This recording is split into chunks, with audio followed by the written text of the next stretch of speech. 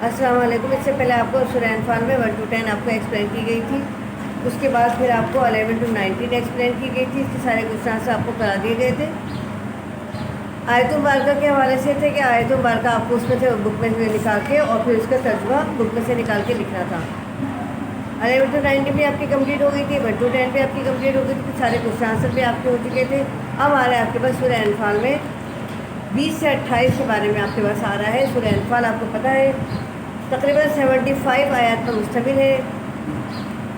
اور یہ غزوہ بدر کے اندر اس میں ذکر کیا گیا ہے۔ اس میں اللہ تعالیٰ فرماتا ہے ترجمہ: اے ایمان والو، خدا اس کے رسول کے حکم پر چلو اور اس سے روگردانی نہ کرو، یعنی اللہ تعالیٰ کے حکم کے خلاف نہ چلو، اللہ تعالیٰ کے حکم کے خلاف روگردانی نہ کرو،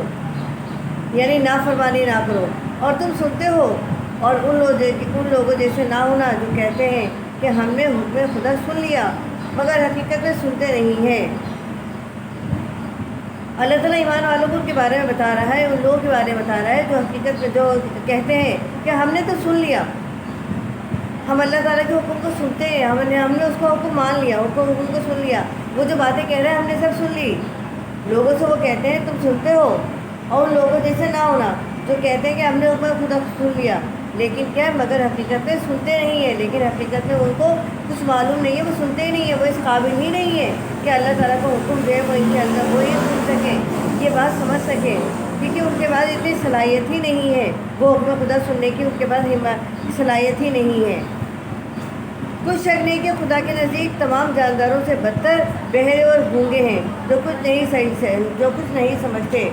حقیقت میں اگر دیکھا جائے تو یہ وہ لوگ ہیں جو اللہ تعالیٰ کے نزدیک، یہ وہ لوگ ہیں جو جانور سے بھی بدتر ہیں، یعنی اللہ تعالیٰ کے حکم کو وہ کہتے ہیں، اپنے آپ سے کہتے ہیں کہ ہم نے تو سن لیا، لوگوں سے کہتے ہیں ہم نے حکم خدا سن لیا،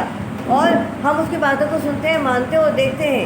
ہم جانتے ہیں جو اللہ تعالیٰ کیا فرماتا ہے، لیکن حقیقت وہ سننے کے قابل ہی نہیں ہے، سنتے ہی نہیں ہیں، ان کے اندر صلاحیت ہی نہیں ہے، وہ سمجھ ہی نہیں سکتے، کیونکہ اللہ تعالیٰ نے ان کو توفیق ہی نہیں عنایت کی۔ کچھ شک نہیں کہ خدا کے نزدیک تمام جانداروں سے بدتر بہرے اور گونگے ہیں جو کچھ نہیں سمجھتے، یعنی ایسے لوگ اللہ تعالیٰ کے نزدیک تمام جانداروں سے، یعنی اللہ تعالیٰ کی جو مخلوقات ہے تمام مخلوقات سے بدتر ہیں، یہ بہرے اور گونگے ہیں۔ بہرے اس لیے ہیں کہ اللہ تعالیٰ کے حکم کو سن نہیں سکتے، جو اللہ تعالیٰ فرما رہا ہے اس کو سمجھ نہیں سکتے۔ گونگے اس لیے کہ حکم خدا جو سنتے ہیں اس کا اقرار نہیں کرتے، دل سے توحید کا اقرار نہیں کرتے، اس لیے گونگے ہیں، بولنے کی صلاحیت نہیں ہے، نہ سمجھنے کی صلاحیت ہے نہ بولنے کی صلاحیت ہے، اسی لیے یہ لوگ اللہ تعالیٰ کے نزدیک تمام جانداروں سے بدتر ہیں جو کچھ نہیں سمجھتے۔ اور اگر خدا ان میں نیکی کا مادہ دیکھتا تو ان کو سننے کی توفیق بخشتا۔ یہ بات حقیقت ہے کہ انسان اگر اللہ تعالیٰ سے صلاحیت مانگتا ہے، توفیق مانگتا ہے کہ ہمیں اللہ تعالیٰ نیکی کی صلاحیت دے، اچھے کام کرنے کی صلاحیت دے، نیکی کی طرف آنے کی صلاحیت، تو پھر اللہ تعالیٰ ان کو یہ مادہ دیکھتا تو وہ ان کو حکم خدا کی طرف لے کے آتا تاکہ وہ لوگ اچھے اور نیک بن جاتے، اسلام کی طرف لے کے آتا، رسول صلی اللہ علیہ وسلم کے حکم کو مانتے، اللہ کے حکم کو مانتے، لیکن کیا ان کے اندر یہ مادہ ہے ہی نہیں۔ اگر یہ مادہ ہوتا تو اللہ تعالیٰ خود کہہ رہے ہیں، اور اگر خدا ان میں نیکی کا مادہ دیکھتا، یعنی ان کے اندر نیکی کا مادہ ہوتا، وہ نیک کام کرنے والے ہوتے، نیک راہ پر چلنے والے ہوتے، تو اللہ تعالیٰ خود ان کو اس چیز کی توفیق دیتا، لیکن وہ ایسے ہے ہی نہیں، تو لہٰذا اللہ تعالیٰ نے ان کو توفیق بھی نہیں دی۔ اور اگر خدا ان میں نیکی کا مادہ دیکھتا تو ان کو سننے کی توفیق بخشتا، لیکن وہ ایسے ہے ہی نہیں، تو اللہ تعالیٰ نے ان کو سننے کی توفیق بھی نہیں بخشی، نہ سمجھنے کی توفیق بخشی، نہیں کوئی صلاحیت ان کے پاس ایسے نہیں ہے جس سے وہ دین کی طرف آ سکیں، توحید کو مان سکیں۔ اور اگر بغیر صلاحیت ہدایت کے سماعت دیتا تو وہ منہ پھیر کر بھاگ جاتے، اور اگر بغیر صلاحیت، یعنی ان کے اندر جو صلاحیت ہی نہیں ہے، ہدایت نہیں ہے ان کے پاس، تو سماعت نہیں ہے، سننے کی سماعت نہیں ہے دیتا، تو وہ منہ پھیر کر بھاگ جاتے، یعنی ان کے اندر یہ چیز آ جاتی کہ وہ منہ پھیر کر چلے جاتے، لیکن وہ یہاں موجود ہیں، وہ کہتے ہیں کہ ہم نے حکم خدا سن لیا، لیکن حقیقت میں سنتے نہیں ہیں۔ وہ کہتے ہیں کہ ہم اللہ کے فرما بردار ہیں، لیکن حقیقت میں فرما بردار نہیں ہیں۔ وہ بہرے ہیں، وہ گونگے ہیں، کیونکہ ان کے اندر اسلام کی تبلیغ، اسلام کی باتیں سننے کی صلاحیت نہیں ہے، وہ اسلام پر چلنے کی صلاحیت نہیں رکھتے، ان کے اندر نیکی کا مادہ نہیں ہے، اسی لیے یہ لوگ ایسے ہیں۔ مومنوں، خدا اس کے رسول صلی اللہ علیہ وسلم کا حکم قبول کرو، یعنی اب اللہ تعالیٰ مومنوں سے مخاطب ہو فرماتا ہے کہ اے مومنوں، اللہ اور اس کے رسول کا حکم قبول کرو، یعنی مانو، تسلیم کرو، دل سے اس کے بعد تسلیم کرتے ہو، اس پر عمل کرو، جبکہ رسول خدا تمہیں ایسے کام کے لیے بلاتے ہیں جو تم کو زندگی جاویدہ بخشتا ہے، یعنی جو تم کو زندگی جاویدہ کی طرف لے کر آتا ہے، جو ایسی زندگی کی طرف لے کے آتا ہے جو رہتی دنیا تک رہے گی، جو کبھی تمہارا نام و نشان دنیا سے نہیں مٹے گا، ایسی زندگی کی طرف لاتے ہیں۔ مومنو، خدا اور اس کے رسول صلی اللہ علیہ وسلم کا حکم قبول کرو، جبکہ رسول خدا تمہیں ایسے کام کے لیے بلاتے ہیں، یعنی اللہ تعالیٰ مسلمانوں کو ایسے کام کا حکم دیتے ہیں، مومنوں کو ایسے کام کی طرف بلاتے، ایسے کام کرنے کا حکم دیتے ہیں جو ان کو زندگی جاویدہ بخشتا ہے، یعنی ان کو زندگی جاویدہ کی طرف لے کر آتا ہے، جو زندگی ہمیشہ رہنے والی ہے۔ اور جان رکھو کہ خدا آدمی اور اس کے دل کے درمیان حائل ہو جاتا ہے، اور یہ بھی کہ تم سب اس کے روبرو جمع کیے جاؤ گے۔ یہ بات حقیقت ہے کہ یہ انسان کو جان لینی چاہیے، چاہے مومن ہو یا کوئی اور ہو، کہ یہ بات جان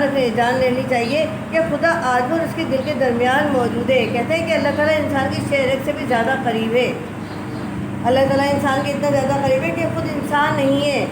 جب انسان سوچنے کی کوشش کرتا ہے، سوچنے کی جو سوچتا ہے، اللہ تعالیٰ کو وہ تمام باتیں بھی پتہ ہوتی ہیں، اسی لیے اللہ تعالیٰ نے کہا، اللہ تعالیٰ کہتا ہے کہ جان رکھو، یعنی معلوم رکھو، اس بات پہ یقین رکھو کہ اللہ آدمی اور اس کے درمیان موجود ہے اور اس کے دل کے درمیان حائل ہو جاتا ہے۔ اللہ تعالیٰ جب اس کے دل کے درمیان حائل ہو جاتا ہے، یعنی جب انسان اگر انسان نیکی کا مادہ رکھتا ہے اور اگر برائی کرنے کی کوشش کرتا ہے تو برائی نہیں کر پاتا، کیونکہ اللہ تعالیٰ اس کے دل کے درمیان حائل ہو جاتا ہے اور وہ نیکی کا کام کر گزرتا ہے،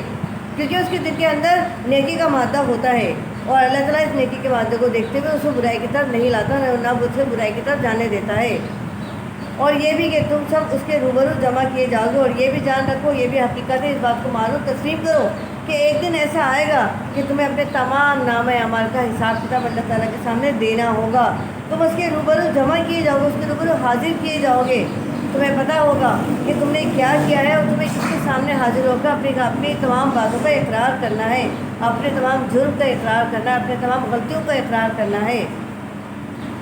اور اس فتنے سے ڈرو جو خصوصیت کے ساتھ انہی لوگوں پر واقع نہ ہوگا جو تمہیں گناہ گار ہیں، اور اس فتنے سے ڈرو، اللہ تعالیٰ فرماتا ہے، اور اس فتنے سے ڈرو جو خصوصیت کے ساتھ انہی لوگوں پر واقع نہ ہوگا، یعنی ضروری نہیں کسی وجہ سے کفار کے اوپر بھی یہ واقعہ ہو، بلکہ تو دوسرے لوگوں پر بھی آ سکتا ہے، یعنی مومنوں کے اوپر بھی یہ واقعہ آ سکتا ہے، فتنہ ان پہ، اور ان کا اللہ تعالیٰ آزمانے کے لیے اس آزمائش میں ڈال سکتا ہے جو تمہیں گناہ گار ہیں۔ ضروری نہیں کہ صرف گناہ گاروں کے لیے یہ چیز واقع ہوگی، بلکہ جو مومن ہیں ان کے لیے بھی، ان کو بھی آزمانے کے لیے ایسے واقعات ان کے ساتھ رونما ہوں گے۔ اور جان رکھو کہ خدا سخت عذاب دینے والا ہے، اور یہ بھی جان رکھو کہ جہاں اللہ تعالیٰ رحمان ہے، رحیم ہے، مہربان ہے، کرم کرنے والا ہے، غفار ہے، وہاں قہار بھی ہے، سخت عذاب دینے والا بھی ہے۔ جب انسان کو اللہ تعالیٰ جب نیکی کی طرف مادہ لے کر آتا ہے تو اس کو سمجھاتا ہے کہ یہ کام نہ کرو، وہ کام نہ کرو، یعنی فرما برداری کرنے کا حکم دیتا ہے، کہ اچھے کاموں کی طرف بلاتا ہے، تو پھر اللہ تعالیٰ اس بات کا بھی حق رکھتا ہے کہ جب انسان جان بوجھ کر کوئی غلط کام کرتا ہے تو پھر وہ سزا کا بھی حقدار بنتا ہے، یعنی اللہ تعالیٰ پھر اسے سزا دینے کا بھی حقدار ہے۔ اور اس وقت کو یاد کرو جب تم زمین مکہ میں قلیل اور ضعیف سمجھے جاتے تھے، یعنی اس وقت کو یاد کرو جب مسلمان جو تھے، یعنی مومن جو تھے، کفار مکہ میں اسلام قبول کرنے کے بعد قلیل تھے، بہت کم تعداد میں تھے، ضعیف تھے، بہت زیادہ کمزور تھے کفار مکہ، اسی لیے تو ان کے اوپر زیادہ ظلم و تشدد کرتے تھے، ظلم و تشدد کے پہاڑ توڑتے تھے۔ کفار مکہ نے مسلمانوں کے ساتھ اتنا ظلم و تشدد کے پہاڑ توڑے کہ اللہ تعالیٰ نے خود مسلمانوں کو ہجرت کرنے کا حکم دیا، اور ڈرتے رہتے تھے، یعنی اس وقت کو یاد کرو جب تم زمین مکہ میں قلیل تھے اور ضعیف تھے، یعنی بہت کم تعداد میں تھے اور کمزور تھے، اور ڈرتے رہتے تھے کہ لوگ تمہیں اڑا کر نہ لے جائیں، یعنی وہ ہوا سے بھی ڈرتے تھے، لوگ ہوا سے بھی ڈرتے تھے کہ کہیں ہوا بھی ان کو یہاں سے اڑا کر نہ لے جائے، اور یہاں کفار مکہ ان کو جان سے نہ مار دیں، ہر وقت وہ ڈرتے رہتے تھے، جان ان کے ہتھیلی پر رہتی تھی، موت ہر وقت ان کو نظر آتی رہتی تھی سامنے، یعنی بے جان و مال نہ کر دیں، یعنی وہ لوگ یہ سوچتے تھے کہ کفار مکہ کے جو لوگ ہیں وہ ہمیں جان سے نہ مار دیں اور ہمارا مال تمام چھین نہ لیں، یعنی ہمیں بے یار و مددگار نہ کر دیں۔ تو اس نے تم کو جگہ دی، تو اللہ تعالیٰ مسلمانوں کو یہ بات فرما رہا ہے، نیکی اور مومنوں کو یہ بات فرما رہا ہے کہ ہم نے تمہیں کتنی عنایت کی، تم پر کتنی ہم نے کرم فرمائی کی، کہ تمہیں ہم نے جگہ دی اس زمین پر، اور اپنی مدد سے تم کو تقویت بخشی اور پاکیزہ چیزیں کھانے کو دی تاکہ اس کا شکر ادا کرو۔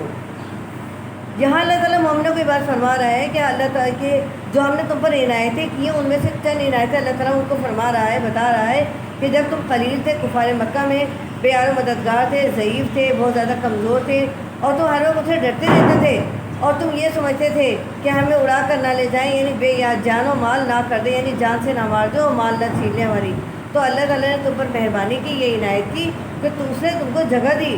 اور اپنی مدد سے تم کو تقویت بخشی، یعنی اللہ تعالیٰ نے تم کو تقویت بخشی، تمہیں کوئی عنایت دی، تمہیں طاقتور بنایا،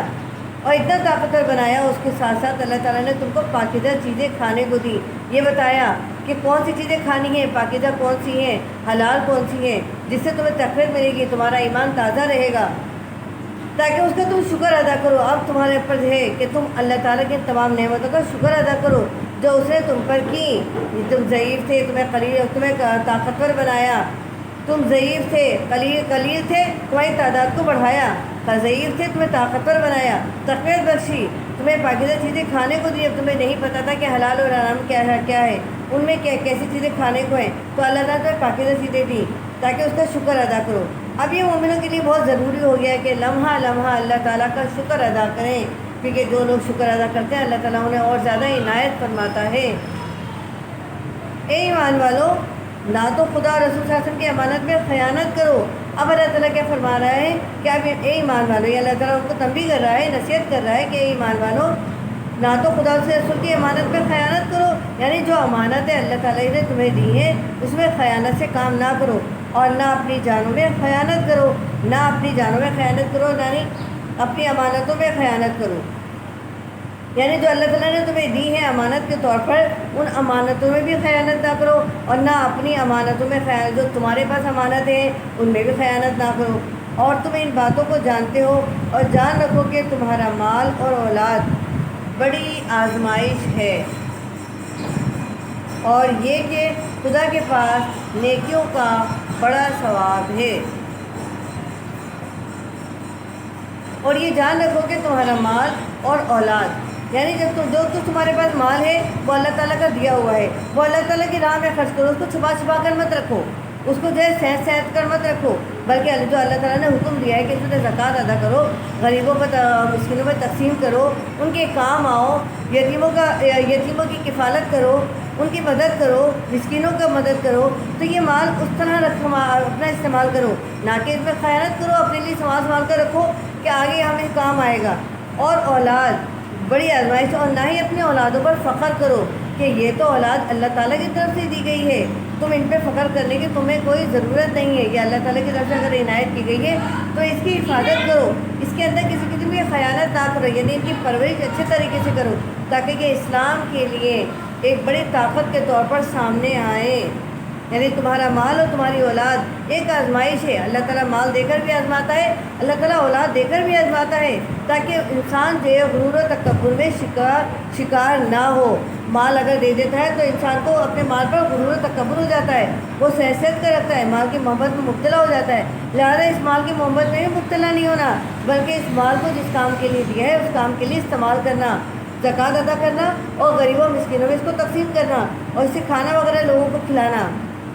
اور اولاد پر کبھی فخر نہ کرنا، کیونکہ یہ اولاد اللہ تعالیٰ کی طرف سے اگر تمہیں دی گئی ہے تو اس لیے نہیں دی گئی ہے تو کہ تم اس پر فخر کرو، بلکہ یہ ایک آزمائش ہے، اس آزمائش سے پورا اترنا ہے، اس کی کفالت کرو، اس کی اچھی طرح سے تربیت کرو تاکہ یہ آگے جا کر اللہ تعالیٰ کے دین کے لیے کام آ سکے، نہ کہ تم اسے اپنی جو ہے فخر و تکبر میں کا سامان سمجھو۔ اور یہ کہ خدا کے پاس نیکیوں کا بڑا ثواب ہے، اور یہ بھی سمجھو کہ اللہ تعالیٰ کبھی کسی کی نیکی کو ضائع نہیں کرتا، چھوٹی سے چھوٹی بھی انسان کی نیکی ہوگی تو اللہ تعالیٰ اس کا اجر ضرور دے گا، وہ کبھی بھی کسی کا اجر ضائع نہیں کرتا نیکیوں کا۔ اور اگر انسان نیکیوں سے نیکیوں کرتا رہے تو پھر تو کیا بات ہے، یعنی اللہ تعالیٰ جو ہے انسان کو اس نیکیوں کو بڑا ثواب عطا فرماتا ہے، تو انسان سوچ بھی نہیں سکتا۔ ہم یہ سوچ سکتے ہیں، ہم کسی سے توقع رکھتے ہیں کہ آج ہم نے کسی کے ساتھ نیکی کی تو ہمارے ساتھ بھی نیکی کرے، لیکن اللہ تعالیٰ کبھی ایسا نہیں سوچتا، بلکہ اللہ تعالیٰ بندے کے گناہوں کو، غلطیوں کو معاف فرماتا ہے اور نیکیوں کا اجر بھی دیتا ہے۔ اگر انسان اس سے معافی مانگتا ہے تو گناہ اس کی غلطیوں کا اللہ تعالیٰ ان کو معاف فرما دیتا ہے،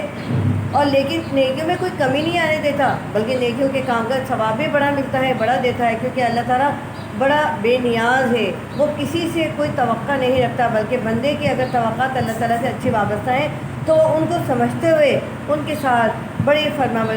جو ہے نیکیوں کا اور بڑی عنایتوں کا اور بڑی مہربانی کا ثبوت دیتا ہے، کیونکہ اللہ تعالیٰ مہربان ہے، رحیم ہے، کرم کرنے والا ہے، اور اسی شان کے ساتھ وہ اپنے جو ہے تمام بندے کے ساتھ مہربانی کرتا ہے۔